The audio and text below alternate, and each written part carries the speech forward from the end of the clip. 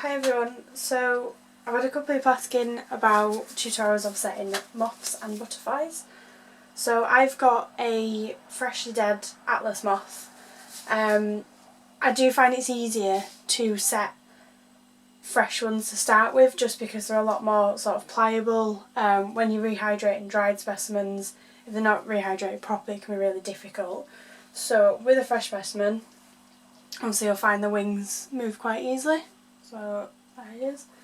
And the first step you want to do is grab a pin, and you want to place it sort of right through the middle of the thorax. So you've got the thorax here, and then you've got the abdomen here.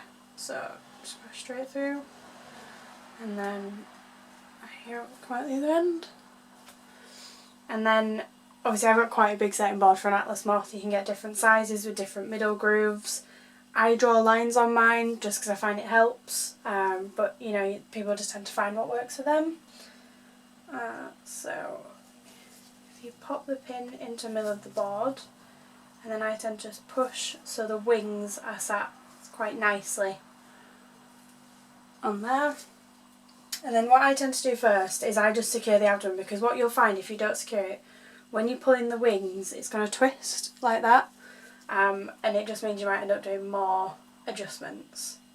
So I put one pin at one side, and then another this side, and then if it does still move you can also put some pins up at the top. I think she will be okay, yep. But if you do find them moving, all I would say is when I find another big pin, is just pop another one just sort of near, just at the head area, and that'll just stop him from moving anymore. So I'll do that this time. Okay. Right. So my next step is I use tracing paper. I just rip it into not very fancy strips. You can cut them out straight if you want. I tend to reuse mine because there's nothing wrong with them. And what I tend to do first is I just get both wings so they're at least sat down onto the board, because I just find that easier. And you just want to put a tiny bit of pressure on. Don't rub your thumb or anything, because you'll knock the scales off, and then you'll end up with like, it's like here you'll see, I don't know if you can see on here, but she's got a little mark here that was from before she passed away, which just happens, but obviously you'll create other marks if you rub on the wings. So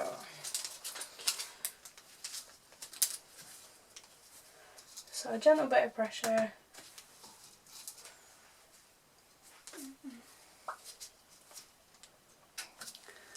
As you can see, I just have like a bin of pins, and I tend to stab myself a lot. So one side at a time. I start with the top wing, then do the bottom wing, whatever works easiest for you. And I just use, you can get loads of fancy tools, but I literally use a pair of tweezers that just has a slightly pointed tip. I do have other tools, but I've always found this is my favourite.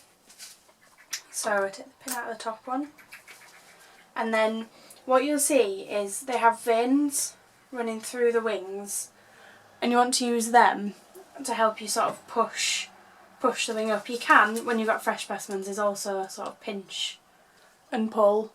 Totally depends, completely up to you, but just go for one of the deeper veins. I find with Atlas to choose the top one.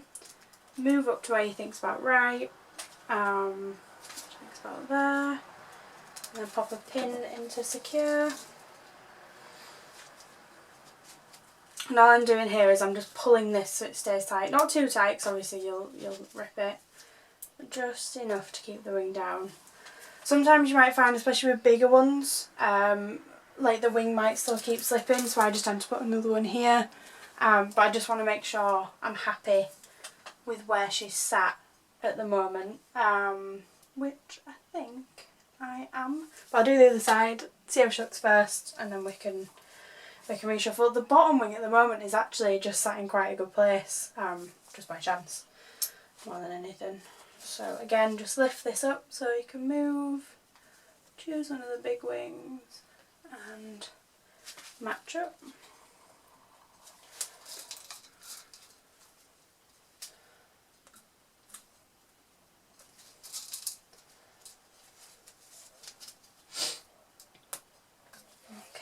and then do the same with the bottom. So take that initial pin out, and then again they've got a really nice big vein there, so just use that, and then I tend to use the other side and match up the match. Yep.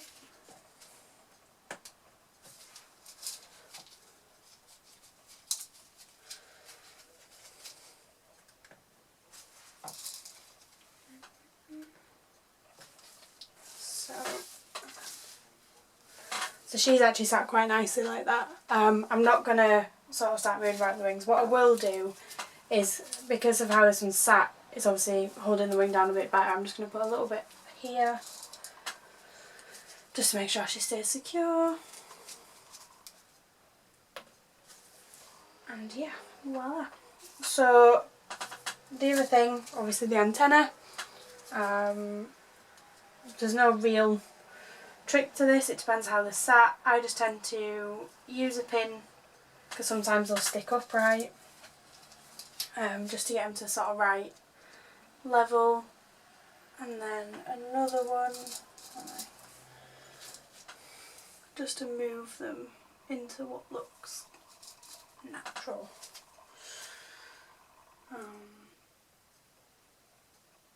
Some are easier than others, it's just one of those things. So I have to turn that one.